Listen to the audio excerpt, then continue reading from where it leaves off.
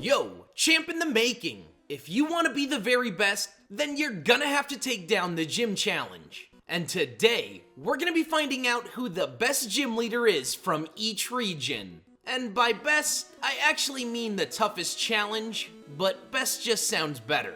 Alright then, let's get right into it. The best gym leader in Kanto is Sabrina. The biggest reason why Sabrina is the strongest Kanto gym leader is because of how insanely OP the Psychic type was in Generation 1. Now this insane Psychic type power is a result of a couple things. First, the Psychic type had no real weaknesses. The Dark type had not yet existed, and due to a minor glitch, the Ghost typing was actually weak to Psychic instead of being strong against it. There was also no powerful Bug types or even Bug type moves in Generation 1 either. And finally, both the special attack and special defense were just one single stat. And naturally, most Psychic type Pokemon had giant special stats. Okay, but now back to Sabrina. Here's her team for Red and Blue. It's incredibly well balanced and even has a Venomoth for good measure. All of her Mons are very solid, but the biggest threat here is that Alakazam. With the exception of Mewtwo, Alakazam was far and away the most overpowered Pokemon back in Generation 1. This was mostly because of its incredible special stat, but it also had a very high speed, which would then lead to more critical hits as well. But then we have Sabrina's team in Pokemon Yellow, and this one might actually be stronger. She sacrifices another party member to instead have 3 Mons at the wildly high level of 50. At this point in the game, there is absolutely no chance that any of your Pokemon will even be near level 50, so you're going to be outclassed in just about every statistical way in this battle. Quite honestly, this Sabrina battle in Pokemon Yellow might just be the toughest gym battle in the entirety of the Pokemon franchise. But even after Generation 1, Sabrina is still the best gym leader in any Kanto iteration. Here's Sabrina's remake team. And yes, it's an exact copy of her original team, but now, all of her Psychic types are packing the move Calm Mind. Once again making all of her Pokemon very scary, especially because they will likely outspeed your Pokemon as well. Again here, her biggest threat is that Alakazam. It'll almost certainly outlevel you as it comes in at level 43, and all this thing really needs is just one Calm Mind to sweep through you. Finally, the Let's Go version of Sabrina is definitely the easiest, but that's just because these LG games are so inherently simple. But I will at the very least say she is still the toughest of the Kanto gym leaders in those games. She actually has her most versatile team to date here, as she swaps out Venomoth and Kadabra in exchange for Slowbro and Jinx. The best gym leader in Johto is Whitney.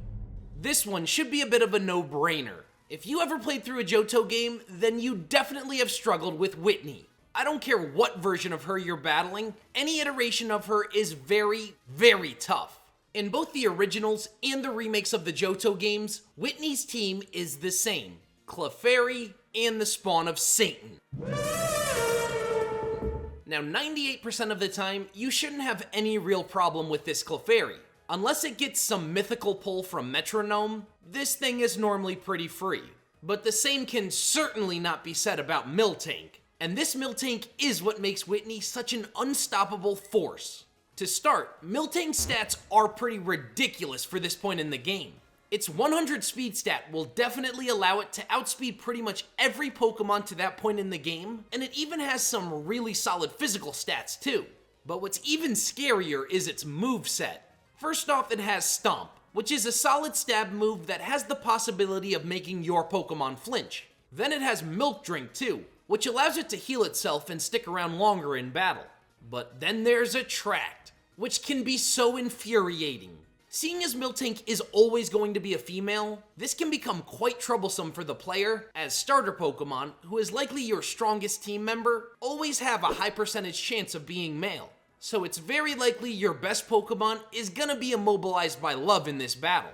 And Miltank's final move is Rollout, a move that'll get stronger and stronger after each consecutive successful hit. If Rollout connects 5 turns in a row, then that 5th attack has a base power of 480, which will almost certainly one-shot any of your team members. These moves are all pretty good on their own, but they become scary when used one after the other. If Miltank has you infatuated in love, and then it's using Stomp, there's just such a high chance that you're either gonna flinch or be immobilized by love.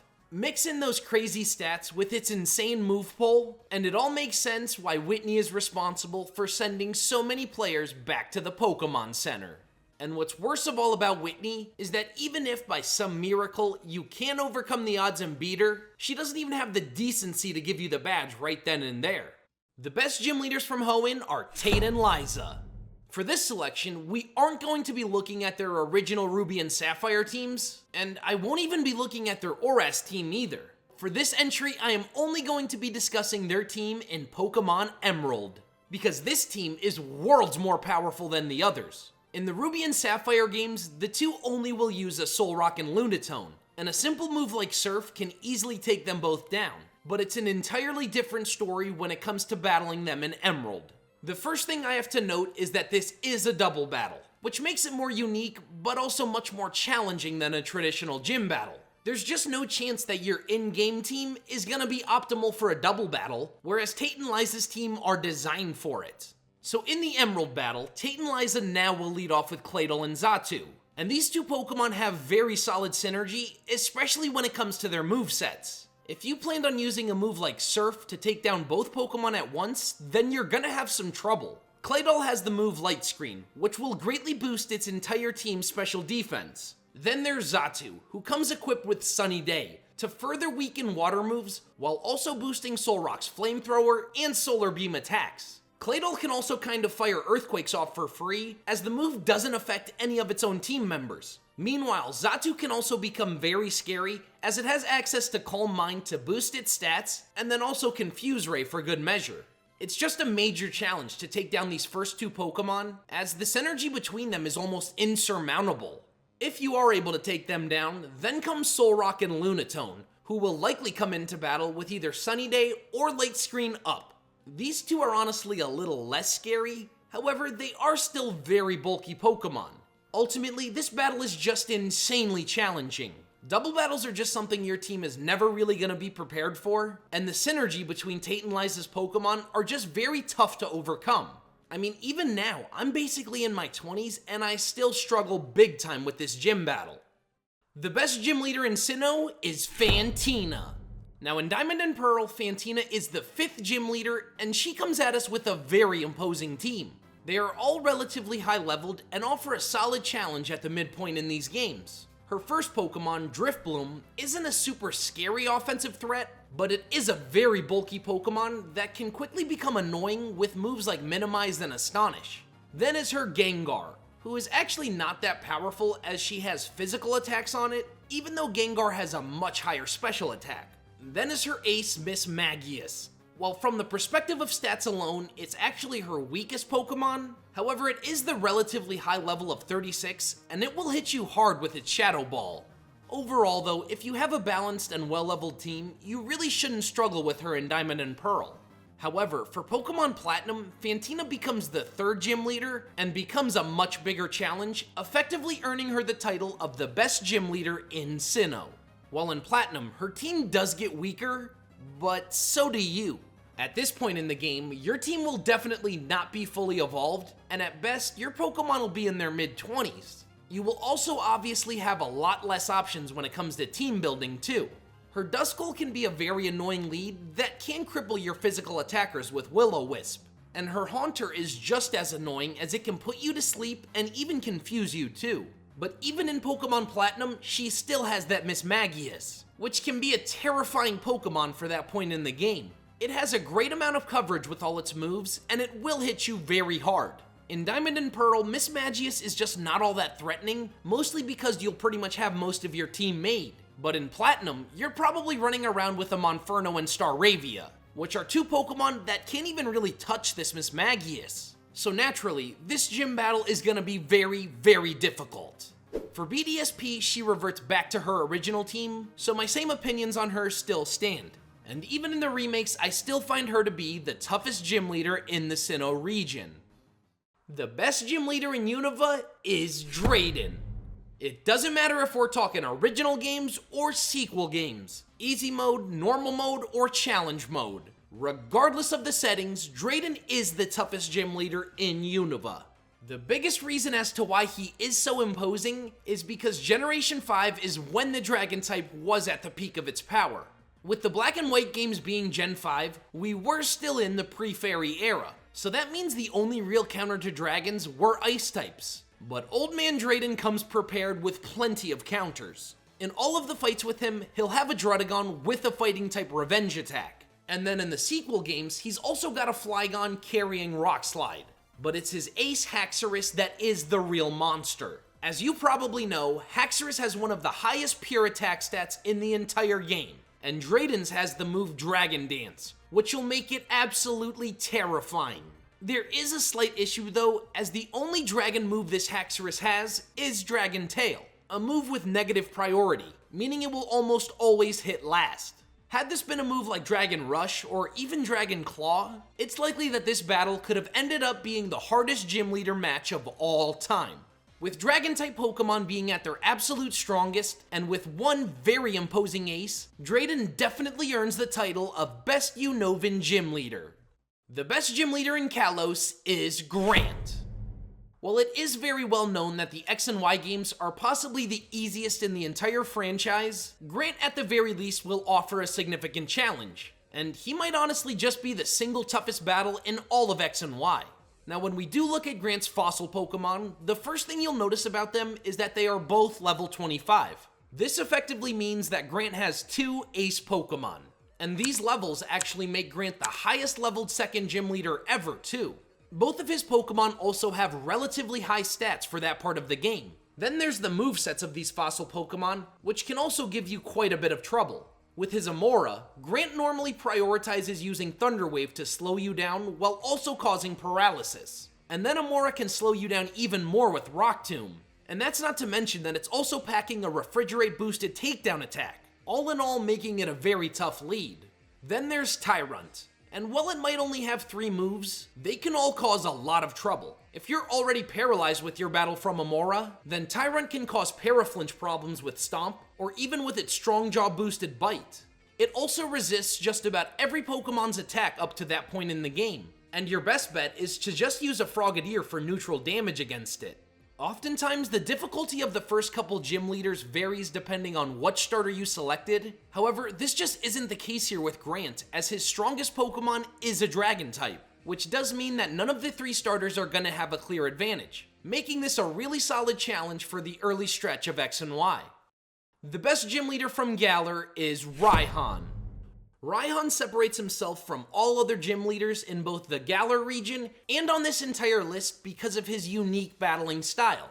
Of course, this gym match with Raihan is a double battle, which can catch you off guard as it's a little less obvious than it is with Tate and Liza, and it's definitely not something you'd expect out of the 8th and final gym leader. But the other unique factor about Raihan is that his team is actually a Sandstorm team. In the entirety of the Pokemon franchise, Raihan is the only NPC trainer to use a Sand team. So his team synergy is focused around that, and he's actually very well diversified. He doesn't focus on a single type, but instead varies between the 3 Sand-compliant typings. He leads off with his Gigalith and Flygon.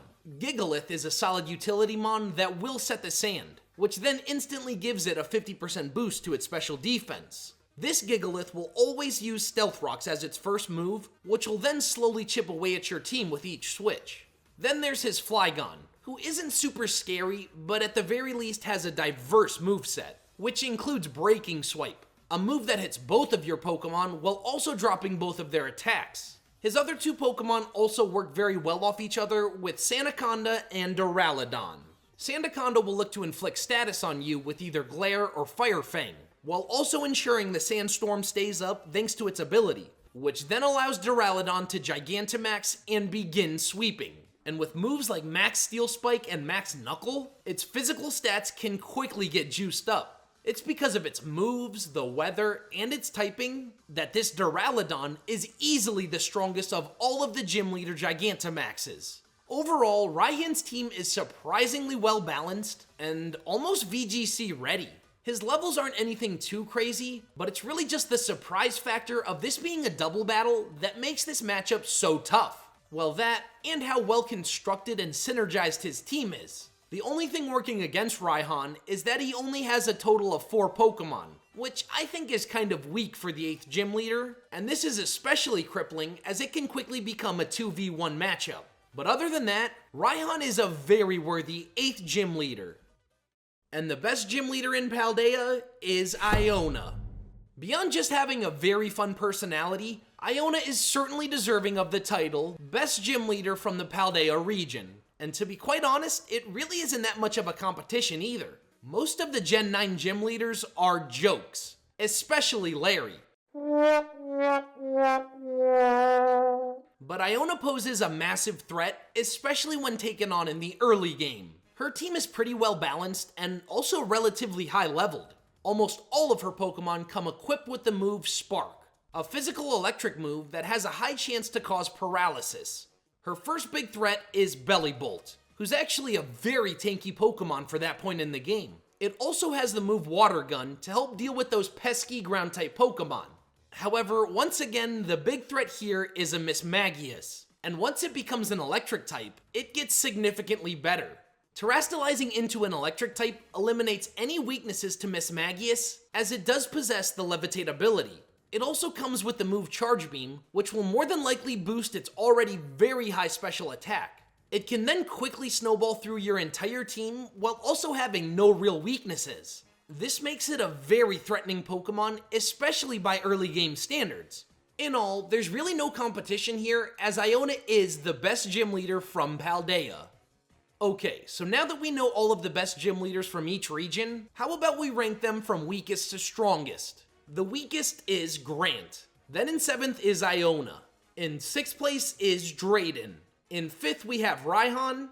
Then in 4th is Fantina. In 3rd place are Tate and Liza. Then the 2nd toughest gym leader is Sabrina, especially in the Gen 1 days. And the hardest gym leader of all time is the one, the only, Whitney. Well guys, that's that. Those are who I believe are the best gym leaders from each region. Be sure to let me know what changes you would make in the comments section below. Also, I'm gonna be uploading a video every Saturday morning, so be on the lookout for that. As for the next video, we're gonna be looking at the worst gym leaders from each region, so be ready for a lot of ice. Finally, check out these videos on screen now for more awesome Pokemon content. I just made a video where I ranked every battling gimmick in Pokemon history, and I'd love for you to check it out. Thanks, guys.